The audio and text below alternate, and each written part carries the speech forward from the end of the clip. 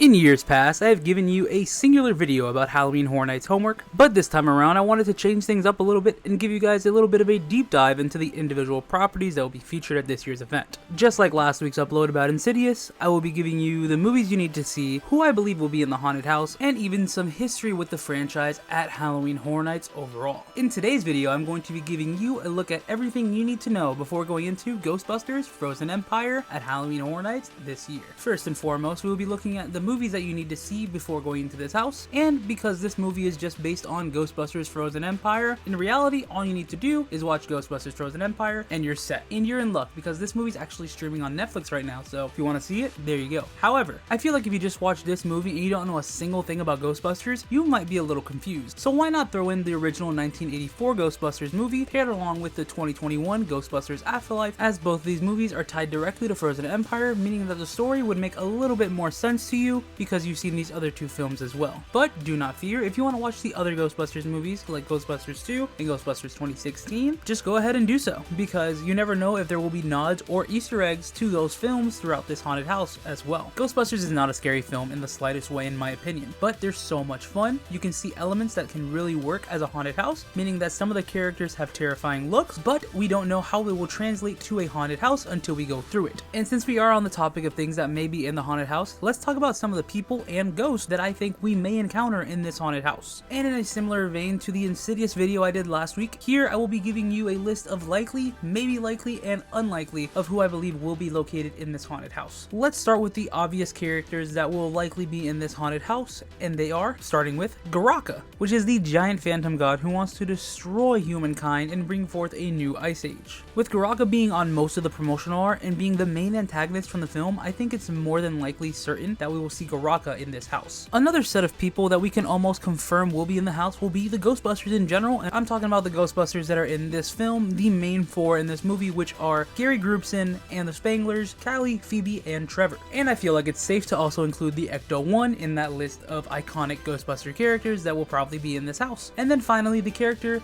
of the Fire Master, or Nadim, is probably going to be in here as well, since he was one of the main people at the end of the film helping Phoebe in the final fight against Garaka. And those are the characters that I feel like for sure will probably be in this haunted house, just off the top of my head. Now we move to the characters that are maybe likely. We have the original set of Ghostbusters like Venkman, Stantz, Zedmore, and Janine, all suited up together just as they did in the final act of the movie. I think it's maybe likely that they will show up in the haunted house to add that nostalgia factor. And while on the topic of nostalgia, I think there's two ghosts that just might make an appearance, and they are the Librarian Ghost as well as Slimer. Now both these characters were in the original Ghostbusters film, and they were also present in Frozen Empire, so maybe adding them to the house would make so much sense, but to me, they are maybe likely.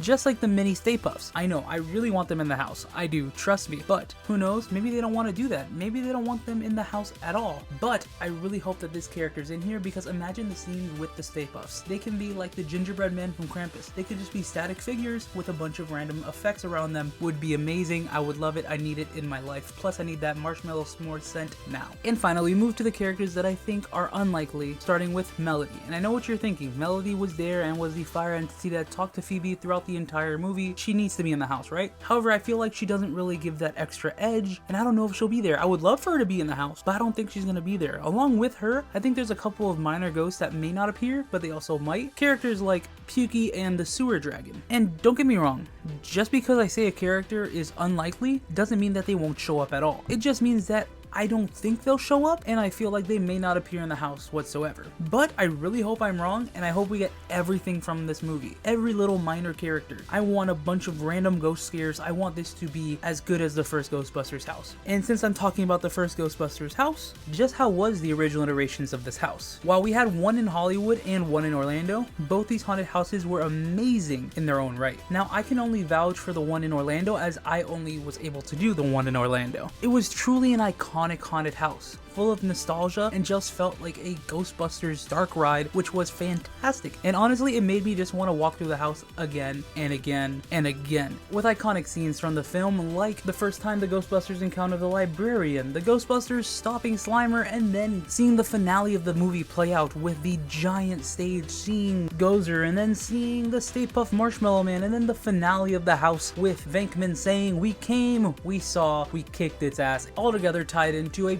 perfect version of Ghostbusters 1984, and I truly hope they do something very similar with Ghostbusters Frozen Empire. Now I know what you're thinking, Ghostbusters wasn't scary, the HHN 29 house was just a whole lot of fun, why do I want that to be the same thing for Frozen Empire? Well, the reason is, not all 10 of these haunted houses have to be horror induced. I always like to think of one haunted house as being the first house for a lot of people, a house that someone can go through for the very first time and not have to be worried about it being too scary. With that being said, I really hope that Frozen Empire is just as good as Ghostbusters from 2019, and I think it has that opportunity to do so, as the film itself gives bits of nostalgia, hilarity, and just altogether a fun Ghostbusters film. I think it can do it. And now, similar to last week, I'm going to give you guys an extra bit of HHN homework, something else that you can check out to get you prepared for this year's event. And in this video, I will be giving you the Discover Universal podcast, as this is Universal Orlando's way to give you guys the backstory to some of their houses. So far, as of the recording of this, we have one for Major Suites, Goblin's Feast, and Universal Monsters Eternal Bloodlines, as well as one for A Quiet Place. And one of my favorite things about this podcast in general is that one of our very own Halloween Horror Nights updaters is a member of the podcast, in Brian from Orlando, which is fantastic. I'm so happy for him, and I'm so happy to hear this podcast every single time they release one, just to one, support him, and two, get more information on these houses for Horror Nights. But anyways, if you guys did enjoy this video, do me a huge favor and give it a thumbs up. Comment down below what you do for HHN preparation, and subscribe if you guys already haven't done so. Stay excellent, my dudes.